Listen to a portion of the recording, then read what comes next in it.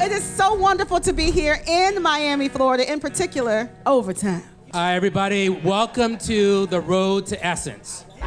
So the Road to Essence is a 4-city tour that the Global Black Economic Forum and SisterSong are sponsoring so that we can mobilize, we can activate, and we can reimagine what freedom looks like. So we are going to get started tonight with this amazing conversation. Alfonso, are you ready for this? I'm ready for it. Okay, we're going to get started because we have two amazing individuals that we want to introduce to you all and let you know a little bit more about their work. So you know about me, you know about Alfonso, but sitting next to me is Jamarah Amani. Y'all give it up for this amazing individual.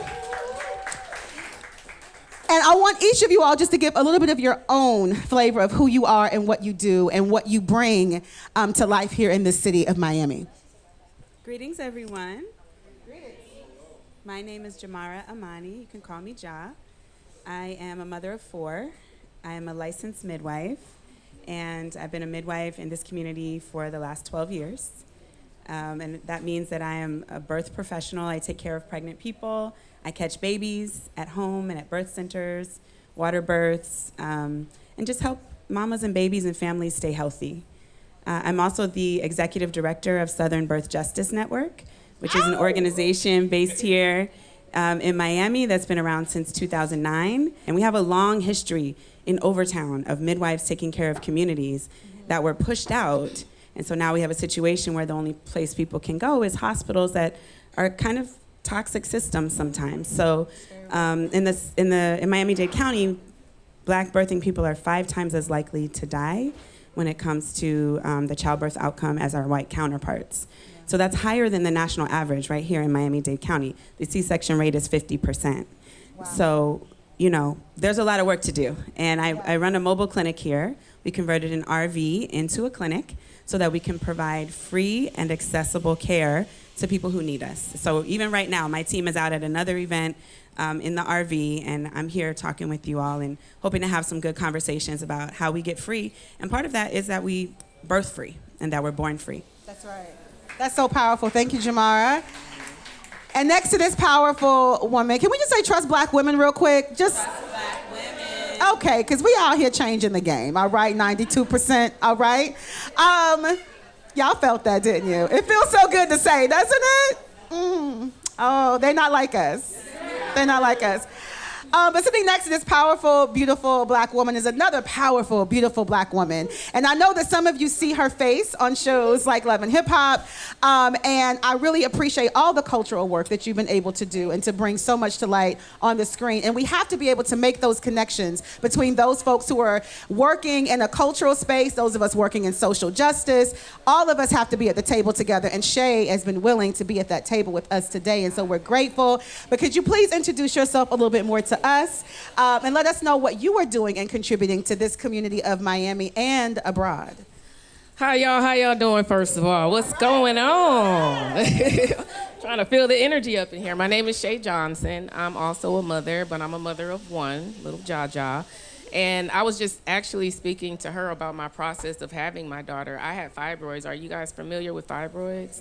They're benign tumors that grow in your uterus, and the location of my fibroids prevented me from ever really getting pregnant. I didn't understand what the problem was until I fainted one day and found out that my iron was so low because of my fibroids. So when I found out the location of the fibroids, and I had 2, supposedly, they said in order to have a child, you would have to remove them. That's pretty much, they were pretty basic with the information.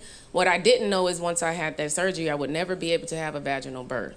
And that was a problem for me because the information wasn't there. And if they would have allowed me to, if they would have informed me, I would have made a better decision. I wanted to have that moment to have a vaginal birth, and they took that from me. Yeah. So because of my situation with fibroids, I created my health and wellness business, The Healthy Hand. You can check it out, thehealthyhand.com.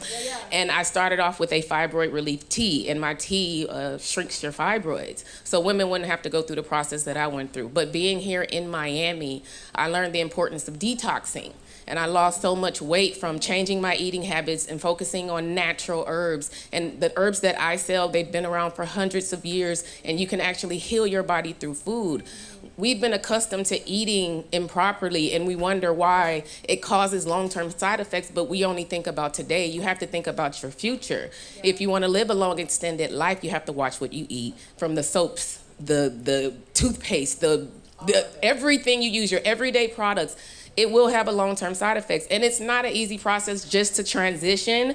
But what I do is I speak up and I speak out on fibroids. I speak up and I speak out on health and wellness so people are aware of their options because I want it. And I will continue to do that. I know that's right. Yeah. Y'all give it up for that. And so when I think about these issues so far, we're talking about maternal health, right? And maternal health outcomes. We're talking about health and wellness on a larger and broader scale, like what's really at stake for everybody. And we're in the midst of an administration that is attacking all of these systems, right? From healthcare to wellness and to economics, right? And Alfonso, I know that you have been on the front lines, not just in this work as the powerful leader that you are, but also representing so many powerful people and the work that they do when all of the attacks around DEI continue to roll in like a tidal wave in this country, right? And so as we think about all of these different issues connected, can you help us understand a little bit about what's at stake right now economically? Like we understand what is happening within the medical industrial complex and what is happening with us in those spaces, but what about economically? What's really showing up for us right now? So how many people here know what diversity, equity, and inclusion is? If we went around the room, I can probably surmise that we would all have different definitions of it. That's real. And the reason why is there is no law that describes diversity, equity, and inclusion. There is no federal law. But what this administration has attempted to do is try to make diversity, equity, and inclusion illegal. And in fact, it's not. Diversity, equity, and inclusion actually leads to higher revenues, greater innovation. Businesses that have diverse teams make more money. Yeah. And we've known that for decades. So what is at stake for us now is we have thousands of people, largely black people, that are being laid off from their jobs in DC. Because the administration's position is that they want to achieve cost savings, but it's cost savings on our backs. Because the agencies that are being targeted are the agencies that are largely hiring black and brown people. So that's first. Second, when we talk about, and you all have heard about tariffs and the impact of tariffs, this disproportionately impacts small businesses. It disproportionately impacts black and brown businesses. Because when you think about creating a product, in most cases, the ingredients to make that product are not all from here. You might buy some of it from, a country in South America, a country in Europe, a country in Africa, but it's not all from here. So when tariffs are implemented, the cost for making your product increases. So you have a choice. Do I assume the cost or do I pass it on to my consumers? And we now have a number of small businesses that are saying they're gonna have to go out of business because of the tariffs. And it disproportionately impacts black people. And then finally, when we think about small businesses that contract with, say, the federal government, federal government spends about $770 billion every year. And of the $770 billion, guess how much goes to black contractors? 1%. Can you say a negative number? Is it negative 2? 2%. It's 2%. 2% out of 770 billion, but minority contractors make up 22% of the contractors that exist. So we're not getting our fair share of the opportunities that exist out there. And what we need to recognize, as we talked about when we first started this conversation, if we ignore economic justice, we won't ever really be free. That's right. These are two business leaders that are sitting here, and they're running their companies. And we can't ignore the economies of scale that informs whether or not they can be successful. So, right, we can talk about all of the issues that relate to social justice, but we always have to remember how important it is to incorporate economic justice into that conversation. Absolutely. So when we think about because what we're talking about here, as we think about all of these different issue areas coming together, is like intersectionality. Have y'all heard that term? Intersectionality. Give it up to Kimberly Crenshaw, another black woman. Trust black women. Out here, dropping theories for us to learn how to do our work together better, right? And so what's coming up for me now when I think about all of these issues coming together is that even though there are all of these grim things that are coming up within all of these different things, I know that you all are seeing across your different work ways that you are being innovative, ways that you are using culture to your advantage to really help communities think about this work differently, right? And so I would love for us to I would love for y'all to talk about that a little bit from your expertise, from your particular area. Because I know at SisterSong, this is a big piece of our work, right? It is about how do we use our convening power as an organization to bring people together, to have these informative conversations that are not just about creating a dope space, but then also moving people towards action, connecting them to the work that they need to be connected to, and to continue to build a movement where we're all moving towards liberation. Like, we see that as an informed and very important strategy. Culture is important. And what is also interesting about our culture is that everybody wants it. That's how powerful our culture is. And so I know that across all of our different issue areas, it's showing up differently. So for you, Shay, I know that not only are you able to use a platform that is important, to the culture right now to help uplift these different issues, talk about them, bring them to light. What other ways are you using culture, whether even with Healthy Hand, right, to really help to uplift the community in a different kind of way? Well, since I've been here about 4 years, and since I've been here, I've learned a lot about natural ways to heal your body. So I do speaking engagements like this all the time, and people are more so surprised that I'm knowledgeable when it comes to natural herbs.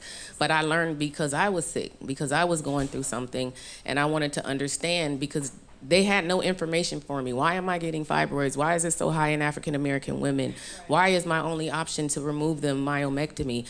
Why do I have to get, cut? You're minimizing my options. And then they actually asked me if I would like to remove my uterus.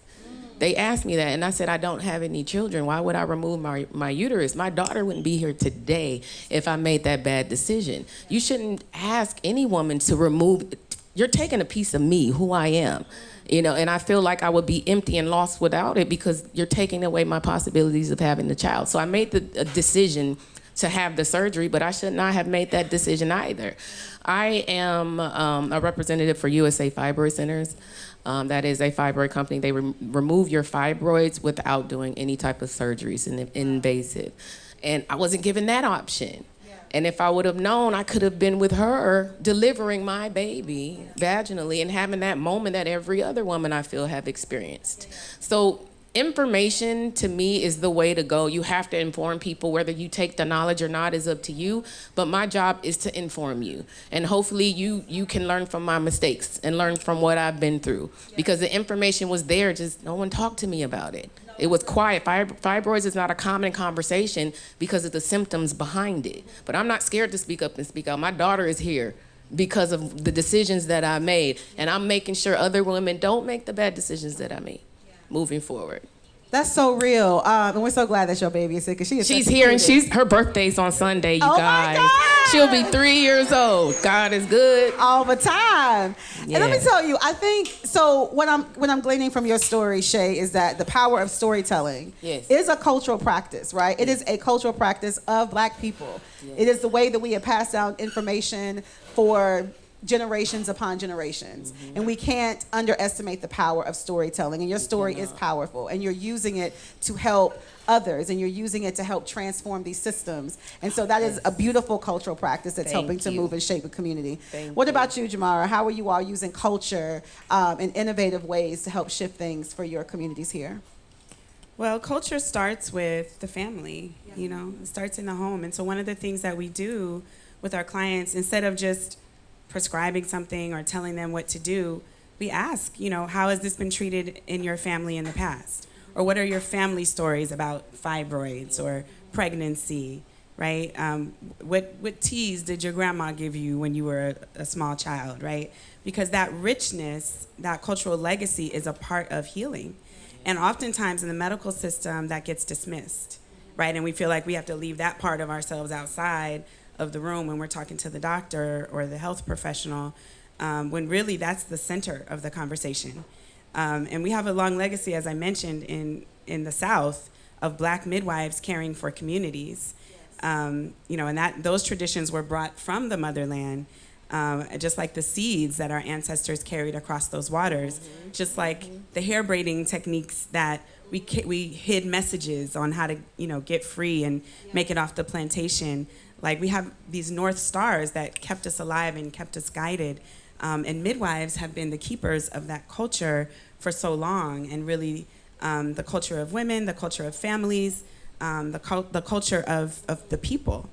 And so as a midwife, part of my work has been to reclaim that. Like, how do we revitalize those cultures? And it's not just about giving birth, right? Because it's also about that first period, or the fibroids, or maybe you're pregnant and you don't want to be, so how do you terminate, right? Midwives kept all of this knowledge, the herbal knowledge that Sister Shay is talking about, the teas, how do we emotionally take care of the family as a whole, not just the person who's pregnant.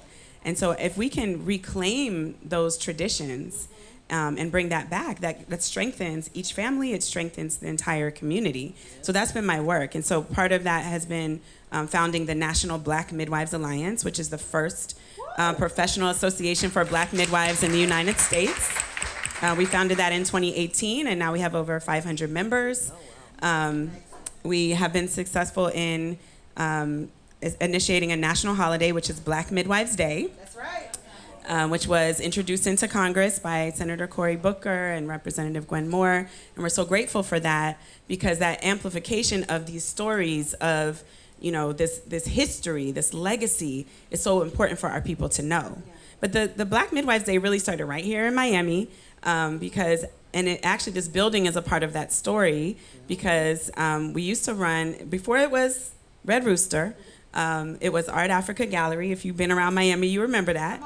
Okay, and they used to make it available to community organizations. So we actually ran a summer camp for young Black mothers, teenage mothers, in this building. Oh, wow. Yes, for maybe 2 or 3 summers.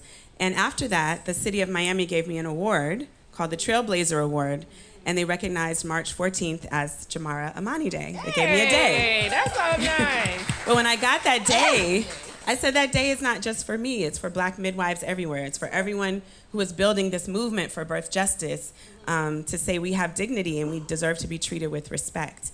And so I gave that day to all the Black midwives. So now, every year, Black Midwives Day is recognized on March 14th. And it's been recognized in several states, in Pennsylvania, in Michigan, in Florida, in Georgia. The city of Atlanta has adopted it this year. So really, really proud of that. And definitely take out your phones, mark March 14th, Black Midwives Day, right. So you can make sure that you spread the word, because culture is person to person. Yep. You've heard it, so now you can go and tell a few people, right? That's how we spread it. Yep. And we have to learn the history and learn the legacy so that we can stand proud and know that we can, not only learn about the past, but reclaim what we've lost, what's been stolen from us. We can reclaim that so that we can build a future. That's what I'm talking about. Y'all didn't know y'all had like legends up in here, right? I love this so much. This is incredible. So, Alfonso, I need you to help the people understand something, right? Now, we love Essence. Essence is a time. You know what I'm saying? Again, have y'all been?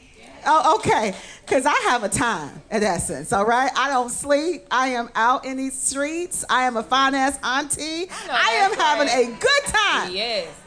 And I'm also working now, right? But you've been working this thing for a minute, right? And I think, what is so powerful about this tour that we're starting this year is helping people understand that Essence is not just a space to come and have all of your Black joy, because you can and you should, which is why we got Tweet coming here tonight to sing to y'all, you know what I'm saying? But it's always been a space where Black liberation work has been happening. And you have been at the center of that for quite some time, if not from the very beginning, if I'm not mistaken. So can you help us in the room understand how you are working within this huge cultural entity known as Essence to ensure that Black liberation work is centered? What does that work really look like? So at the Global Black Economic Forum, and for folks who may not know, we are a sister company to Essence. We have 4 pillars. And we've been talking about all of the challenges that we face. but we also try to imagine what the future looks like. So this is about the future of work. What does that look like for us? The future of wealth, generational wealth. The future of health, which is what we've been partnering on. And the future of democracy. Those are our main pillars: work, wealth, health, and democracy. And we focus on that in the daytime. So when you come to Essence, yes, we're going to celebrate and we're going to party at night. But during the daytime is about how do we reconceptualize the future where we can own it. Right? How do we own our health? How do we own our wealth? How do we own our work? Because they're things that are impacting all of those factors for us. All of those different pillars are being impacted by other people. So we have to figure out how we shift the paradigm so we can reclaim our health, to what you've been hearing on stage. So we can reclaim our wealth. If we talk about just fibroids for a minute, more than 90% of black women will get fibroids in their lifetime. 90%. So of the black women in this room, 9 out of 10. For white women, it's 20%. And so you ask yourself, why is that not a public health crisis? That's what we focus on. How do we think about creating solutions, pathways to solutions during Essence Festival? So if you come to the convention center Friday, Saturday, Sunday, our goal is to provide you with tools, with pathways that we can address many of these issues. Because it's not only health. If you think about wealth as an example, Martin Luther King gave a speech on the March on Washington in the 1960s. The wealth gap was 8-1 between black and white people, 8-1. Today is 12-1. It's getting worse. Right? So yeah, we read about the billionaires in the newspaper, but when we look at black people, there was a study that was recently done, only 12% believe that they're actually moving forward. 12% of black people. So we have to reconceptualize all of these ideas, and that is a large part of what we're doing at Essence. I love it. Ain't y'all ready to come? Yeah. Ain't y'all ready to get in these streets with us and do this work?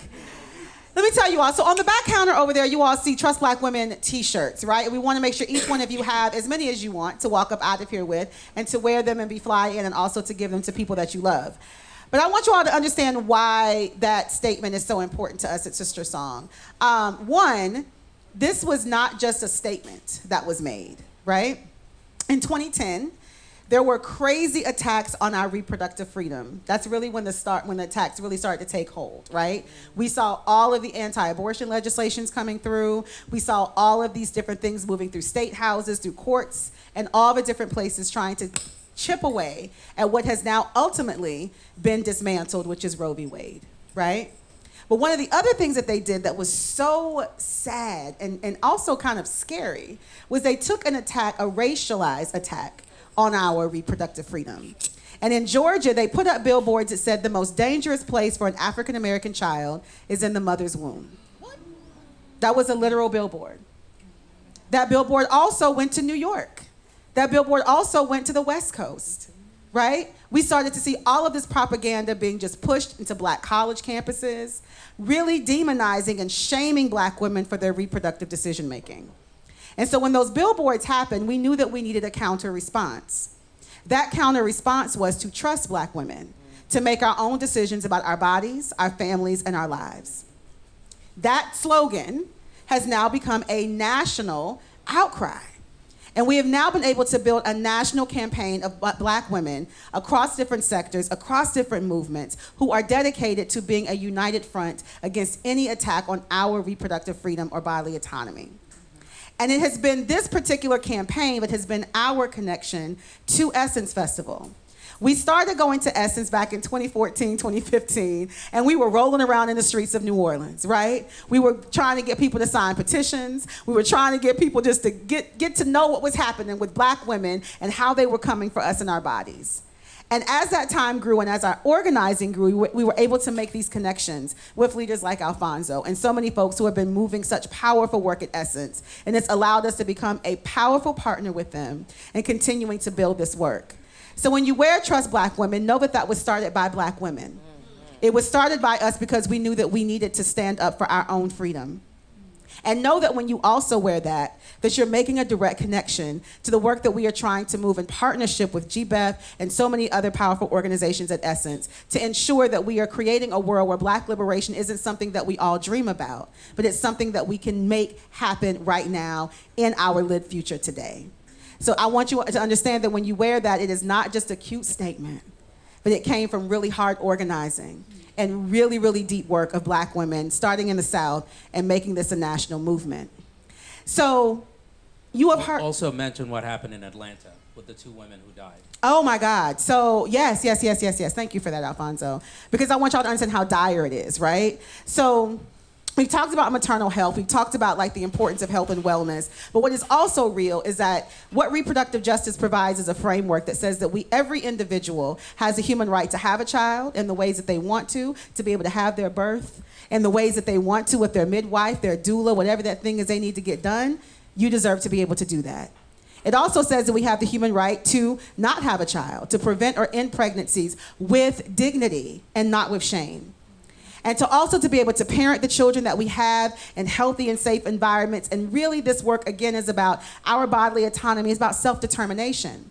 And so we know that one of the things that our opposition really took hold to as we saw the fall of Roe v. Wade was that they wanted to attack that particular piece because they know that this conversation around abortion gets really sticky in the Black community sometime, right? And we know that that's real, but what we do know is wherever you land on that, right, that's your own personal decision.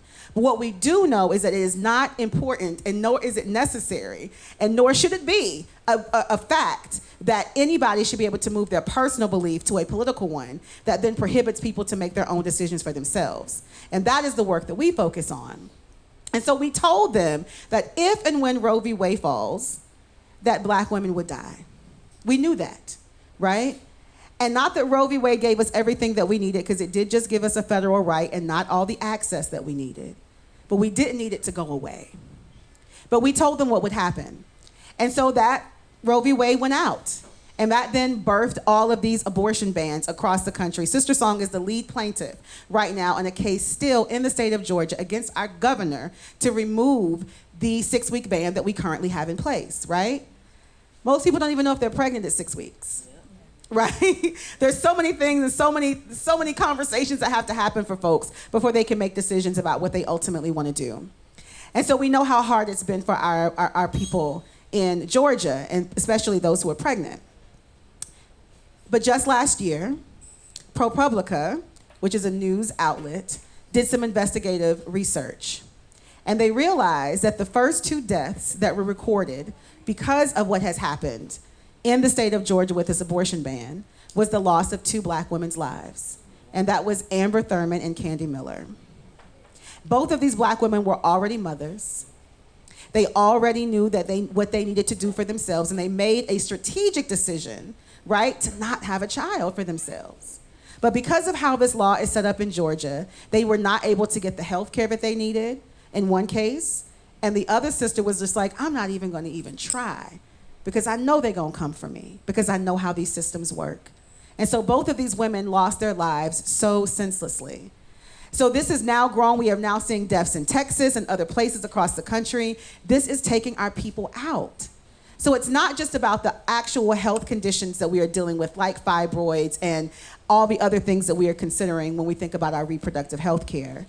But when we think about how these systems come to play and create these barriers, it becomes an even more dire picture for Black women in this country. And let's just say for Black men too. Absolutely. So we often have this conversation, and it's focused on women, but let's remember when they take away their right to control their bodies, they can sort of take away our right to do the same. It affects everybody. So let's all remember that, because often when we talk about reproductive justice, is through the lens of women, and understandably so. Right. But understand what that means, because there was a constitutional right to privacy that has now been stripped away from women. And when that happens, think about what it means for all of us. Yeah, absolutely. No, this is right. So we only have like maybe 1 or 2 more minutes, right, before we get ready to switch things over, because this is about getting the issues on the table, understanding what's at stake, why we need to stay connected and to continue to organize in our communities. How many folks in here have a movement home? Anybody? Would you say you have a move? So a movement home is where you go do the work, right? It's where your values are. It is the organization. I got it, right? But listen, it's where you go do the work. It's the organizations you're working with. It's the people that you're doing the work with. So how many folks in here got a movement home? Okay, what's your movement home, sis? Say it again? I said Delta Sigma Theta. Come on, Delta Sigma Theta Sorority Incorporated. Come on. I love that. Now, I am an Alpha Kappa Alpha woman. You know, but I love y'all, you know what I'm saying, deeply. But come on, DST in the building. That is absolutely a movement home. Somebody else had their hand up. Where's your movement home? I got about 5. Okay, what you got? Tell us. Come on, Z5B. Come on. I just did the street named Miami Gardens on the Sunshine Gardens, the first street named after Bessie Streetfield, the black woman rolled around the country for 8 times. Yes. I'm the president of the Miami Women's Club, the first African American president. Come on. I'm the executive director of the Overtown Business Association, and this neighborhood is designated as a Florida Main Street designee, and I'm also a motorcycle rider. Listen. We got all the movement homes. I'm going to give you some sorority. I'm going to give you some business. I'm going to ride this bike. I love this. One more person. Where's your movement home? SBJN, Southern Birth Justice Network in the building. Yes. This sun is trying to take me out. Y'all see this? I shine too bright on y'all. I shine too bright. Yes, I had one more person. There was another hand over here. What you got, sis? Girl Trek. Come on, Girl Trek. Yes. What was the second one? I'm sorry. Catalyst Miami. Now, what is Catalyst Miami? Catalyst Miami is working, we're a nonprofit focusing on economic justice, environmental justice. Come on. And we want to make sure that Miami is a place where we can live now, Yes. thrive forever. I love this. Come on. So now that you all know about your movement homes, make sure you're connecting with each other so you can continue to build community. And if you don't have a movement home, there are organizations up here. The Global Black Economic Forum can be a movement home for you. SisterSong, the doors to the reproductive justice movement are always open for those who are ready to do the work. You know what I'm saying? So you can come over here, Southern Birth Justice Network. Healthy Hands over here is going to make sure that you get this body together, because y'all see what Shay looking like. I lost 40 pounds. Come on, looking like a snack so over proud. here. Let's go. I love to see it, right? There are movement homes all around this building. And so we want to make sure that each one of these events that we're doing, the next stop, y'all, is where we going next, Alfonso? We're going to Atlanta. We're going to Atlanta next, y'all. So next week, we're going to be in Atlanta, Georgia. We got Shamia Morton from the Real Housewives of Atlanta. And we got Mr. David Banner going to be in the building with us. So we are building everywhere we go. After we go there, we are making our way to Los Angeles. I thought it was Houston and then LA. No, I think it's LA. Is LA first? And then Houston. LA, then Houston. Then New Orleans. And then New Orleans. So on Thursday in New Orleans, before festival kicks off, you will be able to end with SisterSong's official Trust Black Women event in New Orleans at the Joy Theater. So there's a lot of good stuff going on. You can find out all this information on SisterSong's site, on Global Black Economic Forum site. We're trying to keep you connected. And if you know people in all of these cities, tell your homies to come out and have a good time with us, and tell them to bring their homies, and their homies bring their homies, and we just make it a homie time. Y'all know what I'm saying? But I just want to give an opportunity for just maybe 1 or 2 questions before we get ready to switch things over to our musical artist tonight, who's going to get us on our feet and get us in our groove. Because it's all about the culture, right? Yeah. It's all about the culture, right? Yeah. That's what I'm talking about. 1 or 2 questions for any of the panelists. Anybody? Yes. Can someone give this sister a mic for us, please? Just use mine. Thank you so much, Khadijah. My question was about the growing wealth gap, and I'm curious to hear your perspective on like what are the key factors that you think are contributing to that growing wealth gap? Oh, how much time do you have? Housing, employment, indifference, bias, they all contribute to the wealth gap. And so what we're seeing and what we're continuing to see is this disconnect between some of the fundamental things that we know contribute to healthy living. And if we don't support sort of equal housing opportunities, people end up losing, right? You can't actually close the wealth gap when people can't afford to buy homes. You can't close the wealth gap when people can't afford to actually get a job. And our education system is broken. So there are all of these pillars that we have relied on and we thought were working or should be working to close the wealth gap, to close the inequality gap, and they haven't been working. And so unfortunately, we're seeing it exacerbate over time. And so we have to remember that when you see things in the newspaper about this person is a new billionaire, that's great for them. But it doesn't mean that the majority of black people are making more money. And that's what we have to keep in mind, to separate what we're seeing in the newspaper and understand what the facts actually are. That's very, very real. Thank you for that, Alfonso. Maybe one more question, one more big burning one. I can't see because the sun is in my eyes. So. Catalyst is back there. Okay, come on, Catalyst Miami, what you got? Catalyst. And I forgot to mention our summit. We have our summit on May 31st. Yes. With me. Go on our website, catalystmiami.org, to check it out. But my question really, especially being here in Overtown, is the issue of gentrification. Oh, yeah. What we run into in terms of climate gentrification, especially in a community, once the highway came through and really decimated the reality of home ownership. Yeah. And it's continuing to grow. The gap is continuing to grow. If you were able to determine two ways of really having an impact on that for people who want to be able to remain in Overtown, what would that be? I want you to speak to it from the the economic angle, but if I can say something first, right? I live in Atlanta, and everybody want to move to Atlanta now. You know what I'm saying? And it's also one of those historic. They really do.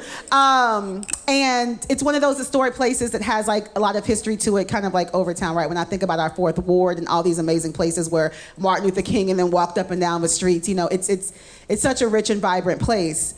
And one of the things I feel like that has been really key in Atlanta and seeing how people are trying to push back against that, right, is community organizing and education and mobilization. Like that has been so key for people to understand the value of their community, for people to understand the people of their community and to make those like real interpersonal connections with folks, which has taken a lot of time and a lot of energy. And it takes a lot of work to do, right? Because it has to be consistent. You just can't throw an event every once in a blue moon and then think that people are gonna feel like they're part of a community. It takes like deep organizing and folks being really committed to finding those fits for their communities, and then whenever folks realize that they're not just coming into a community and they can pick people off, that they actually have to face and have conversations and negotiations with communities as a whole, that we've seen some of the shifts and some of the slowing down of some of that investor-driven kind of gentrification that was happening in our areas. That's one thing that I would give as just a way to support some of the work that I know that you all are continuing to do in this area. Anything you want to add to that, Alfonso? I'll just say something that we often, we don't pay enough attention to, which is investing in our communities. Yeah. So just think about where you live. Think about the barbershop, think about the bodega, think about this restaurant. You need to support those restaurants, bodegas, those shops, because if we do, we're actually able to help them sustain their space within the community. Yeah. What often happens is we live in our communities, but we're not really thinking strategically about reinvesting in our communities. So we have to be very methodical and deliberate about where we're spending our dollars. It's not the only answer, but it is an important answer to the question of how do you keep a community together. We know of certain communities where if someone says, I need a doctor, they know where to send you to the doctor. They will recommend a doctor within that neighborhood, within that culture.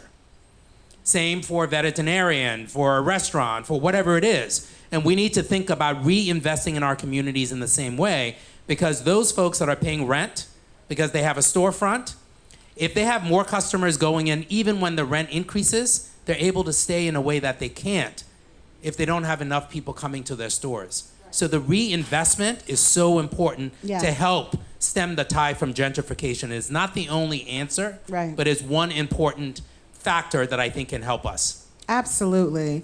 All right, y'all, we're going to get ready to take this thing out. Can I just take one moment and give so much love to the team of the Global Black Economic Forum and the team for SisterSong. Y'all wave your hands in the room. There are some amazing folks. Violet. Yes. Where they over at? There. There Michael. they are. I can't see everybody. I know, right? Isaiah. There Fatima. they are.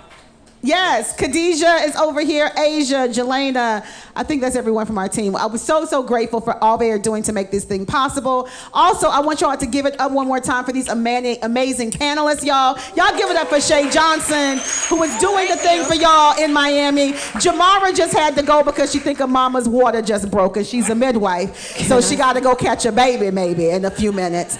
I just want to say can you guys get on my Instagram for me? Can you give a shout out to my business? Is that okay? Yes! On the count of 3, I just want you to say thehealthyhand.com. Let's it's go. already going. Are you ready? Yes, the healthy hand. I didn't say 3 yet. You ready? 1, 2, 3. Thehealthyhand.com. That's what I'm talking about. We better say, That's what you call support. That's what you call support. Because I wanted to ask you, in my community, I just bought a house, and everybody in my community seems to be pretty much to themselves. How would you even get a community to be interested in investing into the bodegas and the locations? Because at this point, I think it's every man for themselves. There's not a lot of jobs out here. There's not a lot of opportunity. Yeah. So I would be more focused on my immediate family versus branching out to my community. I hear that. So what would make people move? Now, I'm going to have y'all have that conversation on the couch. Okay, I'm sorry. I was ready for it. Because you need to have that conversation. Yes, ma'am. And we got Tweet in the building. That's about to get ready to come. Okay. So we're going to go ahead and give us a moment to transition this space to get prepared for that, good folks. But again, thank you one more time, Alfonso, David. I am Monica Simpson, y'all. Thank y'all so much. We're getting ready to get this thing popping with Tweet. Y'all make sure you connect with each other while we're taking this little intermission break. And let's keep this energy moving, all right?